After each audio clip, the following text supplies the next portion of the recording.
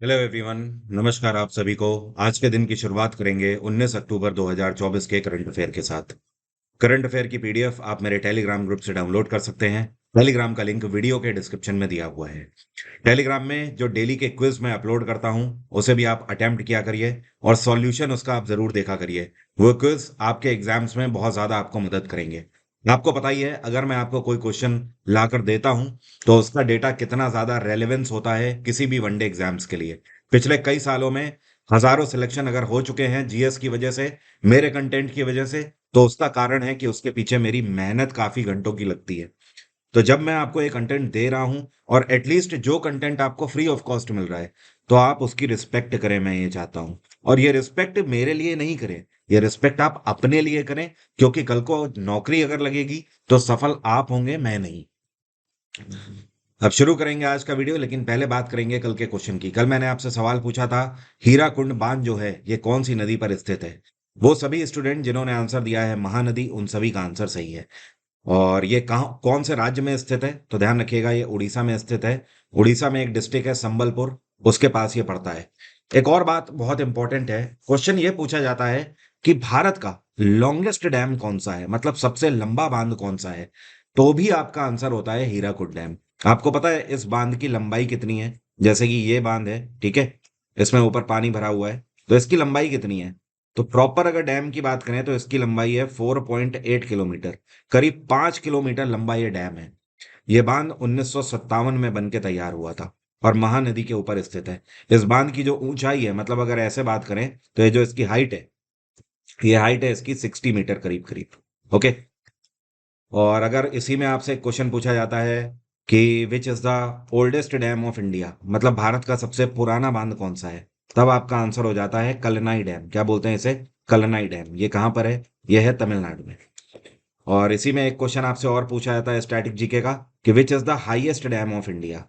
ठीक है, सबसे ऊंचा बांध कौन सा है? तो फिर आपका आंसर हो जाएगा टिहरी डैम। ठीक है, ये कहाँ पर है? ये है उत्तराखंड में। और टिहरी डैम की ऊंचाई कितनी है? इसकी ऊंचाई है 260 मीटर। तो कहाँ एक तरफ हीराकुंड बांध की ऊंचाई सिर्फ 60 मीटर है और टिहरी डैम की 260 मीटर है। तो आज के बाद आप ये तीनों क्वेश्चन ध्यान रखेंगे डैम के। सबसे लंबा बांध कौन सा है? हीराकुंड बांध, जो कि उड़ीसा में है और महानदी के ऊपर स्थित है। सबसे पुराना बांध कलनाई डैम तमिलनाडु में, और सबसे ऊंचा बांध टिहरी डैम जो कि उत्तराखंड में है। अब शुरू करेंगे आज के करंट अफेयर। अभी हाल ही में भारत का पहला ऐसा कौन सा एयरपोर्ट बन गया है जिसने self powered indoor air quality monitoring facility system को लॉन्च किया है? और इसका नाम रखा गया है पवन चित्र। क्या नाम रखा गया है? पवन चित्र। तो इसको लॉन्च करने वाला जो एयरपोर्ट है ये है तिरुवनंतपुरम इंटरनेशनल एयरपोर्ट। अब समझते हैं ये air quality monitoring facility system करता क्या है। ये पूरे एयरपोर्ट के अंदर जो एयर है उसकी क्वालिटी को पहले परखेगा, और अगर एयर क्वालिटी पुअर होगी तो उसको फिल्टर करके एक बेहतर एयर क्वालिटी देने का काम करेगा। मतलब एक तरीके से आप बोल सकते हो एयर प्यूरिफायर की तरह काम करेगा। आज तक भारत में कोई भी ऐसा एयरपोर्ट नहीं था जो कि self powered indoor air quality monitoring system launch कर चुका हो। तो पहला है तिरुवनंतपुरम इंटरनेशनल एयरपोर्ट। अब एयरपोर्ट की बात ही हो रही है तो एक बात आप और ध्यान रखें, भारत का अभी तक का सबसे बड़ा एयरपोर्ट है इंदिरा गांधी इंटरनेशनल एयरपोर्ट, जिसको बोलते हैं आईजीआई एयरपोर्ट, दिल्ली का है। और जो नोएडा में जेवर इंटरनेशनल एयरपोर्ट बन रहा है, जब ये बनकर तैयार होगा तो ये आईजीआई को भी पीछे छोड़ देगा। और भारत का सबसे ज्यादा हाईटेक एयरपोर्ट कौन सा है, मतलब टेक्नोलॉजी से लैस्ड? तो ये है बैंगलोर का कैंपागोड़ा इंटरनेशनल एयरपोर्ट। ये कौन सी कोयले की कंपनी है जो कि पहली ऐसी भारत की कोयला कंपनी बन गई है जिसने अपने खुद के 4 अमृत फार्मेसीज लॉन्च किए हैं?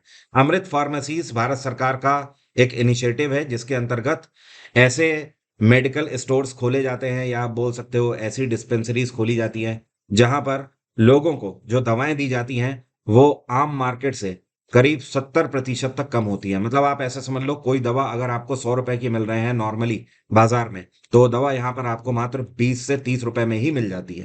इतनी ज्यादा सब्सिडाइज होती हैं यहाँ पर दवाएं।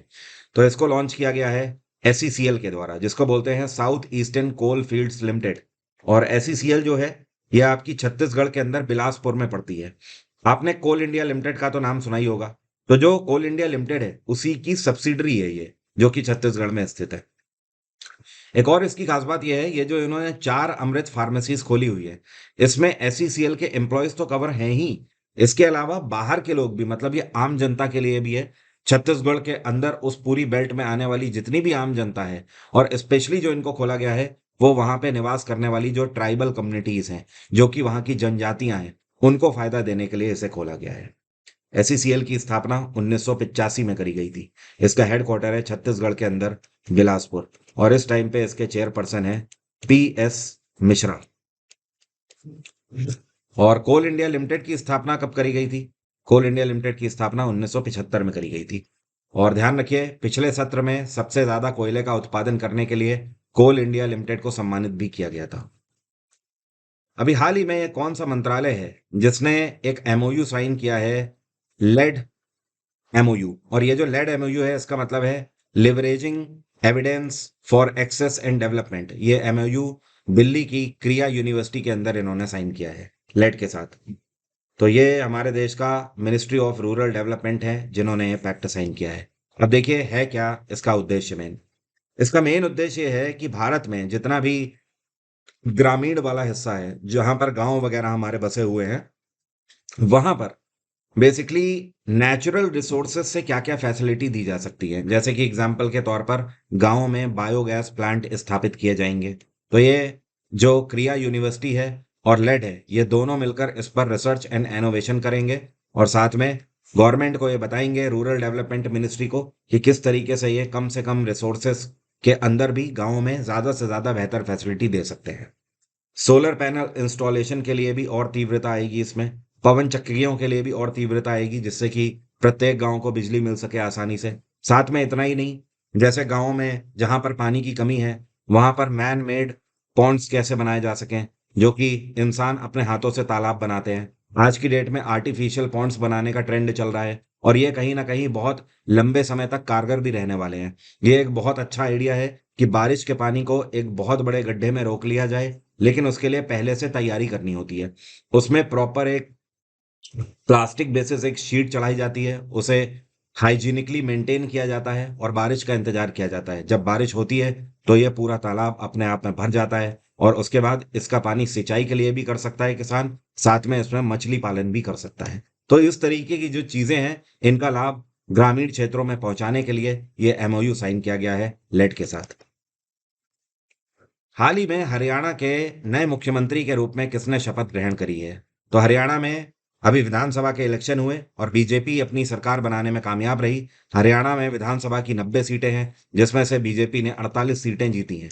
तो बीजेपी अपने आप में यहाँ पर बहुमत प्राप्त कर चुकी है, और एक बार फिर से नायाब सिंह सैनी मुख्यमंत्री बने हैं हरियाणा के। नायाब सिंह सैनी का यह दूसरा कार्यकाल होगा, और अगर 2014 से देखें तो हरियाणा के अंदर लगातार तीसरी बार बीजेपी ने अपनी सरकार बनाई हुई है। नायाब सिंह सैनी ने जब मुख्यमंत्री पद की शपथ ली, तो इनके कैबिनेट में 13 मिनिस्टर थे। इन 13 मिनिस्टर्स में से 2 महिला मिनिस्टर्स भी हैं। इस टाइम पर हरियाणा के गवर्नर हैं बंडारू दत्तात्रेय, और इन्हीं ने नायाब सिंह सैनी और इनके कैबिनेट को शपथ दिलाई। ध्यान रखें, जिस तरीके से राष्ट्रपति प्रधानमंत्री और उनके कैबिनेट को शपथ दिलाते हैं, उसी तरीके से राज्य के अंदर गवर्नर मुख्यमंत्री और उनके कैबिनेट को शपथ दिलाते हैं। और हरियाणा के अगर फोक डांस की बात करें, तो यहाँ पे कई सारे फोक डांस चलते हैं, जैसे कि यहाँ का फोक डांस है गिद्दा। गिद्दा पंजाब का भी है। और एक यहाँ पर धमाल चलता है, और एक है यहाँ पर फाग भी चलता है, एक गुग्गा नाच भी चलता है। ये सारे यहाँ के फोक डांस इंपॉर्टेंट हैं। डी वाई चंद्रचूड़ का कार्यकाल खत्म होने वाला है, और इसी के साथ भारत के नए चीफ जस्टिस का नॉमिनेशन हो चुका है। तो भारत के अगले मुख्य न्यायाधीश कौन होंगे? डी वाई चंद्रचूड़, क्योंकि सीजेआई है, तो चीफ जस्टिस ऑफ इंडिया की ही जो बेंच होती है, वही नॉमिनेशन देती है राष्ट्रपति को अगले चीफ जस्टिस ऑफ इंडिया का। तो अल्टीमेटली अगर देखा जाए, तो डी वाई चंद्रचूड़ ने इस बार नाम दिया है जस्टिस संजीव खन्ना का। तो जस्टिस संजीव खन्ना अब भारत के 51वें सीजेआई होंगे, चीफ जस्टिस ऑफ इंडिया। और आपको ध्यान रहे, 10 नवंबर को डी वाई चंद्रचूड़ अपने पद से रिटायर हो जाएंगे, और जो संजीव खन्ना है, ये रिटायर होंगे जाकर करीब मई 2025 में। तो आप बोल सकते हो 10 नवंबर से लेकर मई 2025 तक, करीब अगले 6 महीने तक संजीव खन्ना भारत के 51वें सीजीआई के रूप में सर्व करेंगे, चीफ जस्टिस ऑफ इंडिया के रूप में, करीब करीब 6 महीने तक। और उसके बाद फिर से 52वें सीजीआई आएंगे। तो फिलहाल अगले 6 महीने के लिए तो आप संजीव खन्ना नाम जरूर ध्यान कर लें। और भारत का जो सर्वोच्च न्यायालय है, इसके लिए हमारे संविधान में आर्टिकल 124 में प्रावधान है। और आपको ये भी पता होना चाहिए, सर्वोच्च न्यायालय में जितने भी जजेस होते हैं, उन सभी की जो रिटायरमेंट एज होती है, ये 65 साल होती है। जबकि हाईकोर्ट के जजेस की रिटायरमेंट एज 62 साल होती है। और इनका जो कार्यकाल होता है, ये मैक्सिमम जो कार्यकाल है, क्या आप बता सकते हैं कमेंट बॉक्स में कितने साल का होता है? अगर आपको पता है तो बताइए, नहीं तो मैं कल के वीडियो में आपको ध्यान रखें, भारत के पहले सीजीआई कौन थे? तो ये थे हीरा लाल जे कानिया। और भारत के ऐसे सीजीआई कौन हैं जिन्होंने आज तक राष्ट्रपति और उपराष्ट्रपति, मतलब प्रेसिडेंट और वाइस प्रेसिडेंट, दोनों की पोस्ट सर्व करी है? तो ये है एम हिदायतुल्लाह। क्या नाम है? एम हिदायतुल्लाह। ये सारे क्वेश्चन एसएससी में लगातार पूछे गए हैं। ये कौन सा इंस्टीट्यूशन है जिसने हाल ही में ये एडॉप्ट कर लिया है कि आज तक जो जस्टिस का सिंबल मानी जाती थी मूर्ति, जिसमें जिसको कानून की मूर्ति बोलते थे या कानून की प्रतिमा बोलते थे, आई एम वेरी श्योर आपने कई बार मूवीज वगैरह में ऐसे भी देखा होगा, जिसमें जो ये कानून की प्रतिमा होती थी, इसमें आंख में पट्टी बंधी होती थी। तो अब ये पट्टी हटा दी गई है, ठीक है? तो ये पट्टी किसने हटाई है? तो ये इंस्टीट्यूशन है supreme court of India. Supreme court of India ने फैसला लिया है कि ये जो न्याय की मूर्ति हुआ करती थी, जिसके एक हाथ में तलवार होती है और दूसरे हाथ में तराजू होता है और आंख में पट्टी बंधी होती थी, तो अब इस पट्टी को हटा दिया गया है। और इसको केवल देखने के आधार पर ही ये एक बहुत छोटा सा चेंज नहीं है, जबकि सुप्रीम कोर्ट ने इस चीज को ब्रीफ किया है कि ये नए भारत का जस्टिस देने का एक नया दृष्टिकोण है, जिसके अंतर्गत इसको बदलाव किया गया है। और नए भारत में ये इस चीज को शो करता है कि अब जो न्यायालय है, जो न्याय की मूर्ति है, वो सब कुछ क्लियरली देख सकती है। तो अब से जो भी जुडिशरी में इस तरीके की प्रतिमाएं होंगी, वो सारी नई इंस्टॉल करी जाएंगी और किसी में भी आंख में पट्टी नहीं बंधी होगी। जबकि मूवीज में कई बार आपने देखा होगा, बॉलीवुड मूवीज में ये कह के ट्रोल किया जाता था कि कानून अंधा होता है, तो वो चीज अब नहीं हो पाई। 2024 की फेमिना मिस इंडिया कौन बनी है? तो जो आपको पिक्चर में दिख रही हैं, इनका नाम है निकिता पोरवाल। इस बार मिस इंडिया 2024 की ये रही। और इनको जिन्होंने क्राउन पहनाया है, ये है नंदिनी गुप्ता। नंदिनी गुप्ता राजस्थान से बिलोंग करती हैं और 2023 की मिस इंडिया है नंदिनी गुप्ता। इन्होंने ही इनको ताज पहनाया है इस बार। और सेकंड नंबर पे जो रही हैं, ये रही हैं रेखा पांडे। इनका नाम आप ध्यान रखें, क्या नाम है? रेखा पांडे। ये सेकंड नंबर पे रही हैं और ये यूटीज को रिप्रेजेंट कर रही थी भारत की। और जो तीसरे नंबर पे रही हैं, इनका नाम है आयुषी ढोलकिया और ये गुजरात से बिलोंग करती हैं। इस बार की तरह इस बार का भी जो मिस इंडिया शो है, ये मुंबई में ही आयोजित किया गया। और जो निकिता पोरवाल हैं, इन्होंने अपना career TV anchor as a start किया हुआ है। ये कौन सी जगह है जहां पर पहली बार ASEAN India track 1 cyber policy dialogue आयोजित किया गया है? तो आज तक आसियान और भारत के बीच में साइबर सिक्योरिटी को लेते हुए साइबर पॉलिसी डायलॉग कभी भी आयोजित नहीं किया गया था। तो ये इसका पहला संस्करण है और इस बार यह आयोजित किया गया है सिंगापुर की कैपिटल सिंगापुर सिटी में।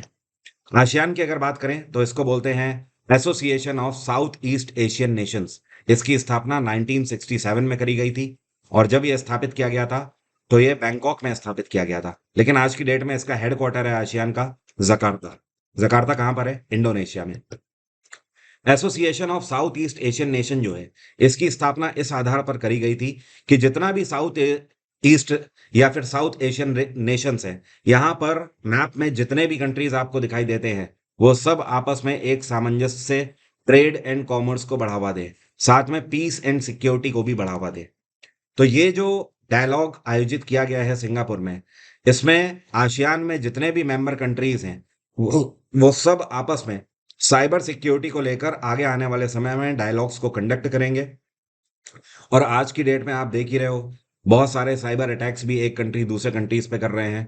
तो है क्या कि पूरा आसियान मिलकर इस बार यूनाइटेड नेशंस में साइबर सिक्योरिटी अटैक्स जितने भी साउथ ईस्ट एशियन नेशंस के ऊपर हो रहे हैं, उस इश्यू को रखेंगे और इसको लीड करेगा इंडिया यूनाइटेड नेशंस में। और सिंगापुर में हुआ है, तो सिंगापुर के प्रधानमंत्री कौन है? तो यहाँ के प्रधानमंत्री हैं इस टाइम पे लॉरेंस वोंग। क्या नाम है इनका? Lawrence Wong.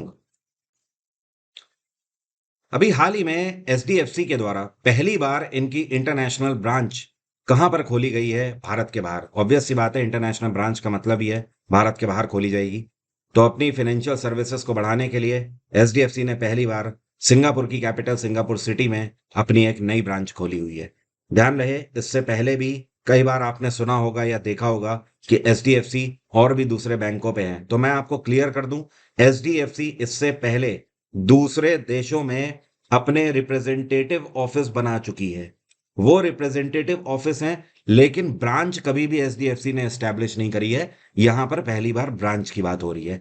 इससे पहले जो रिप्रेजेंटेटिव ऑफिस है एचडीएफसी बैंक के, वो अबू धाबी में है, दुबई में है, और आपका हांगकांग में भी था, और गुजरात के इंटरनेशनल फिनटेक सिटी में भी इन्होंने अपना रिप्रेजेंटेटिव ऑफिस डाला था।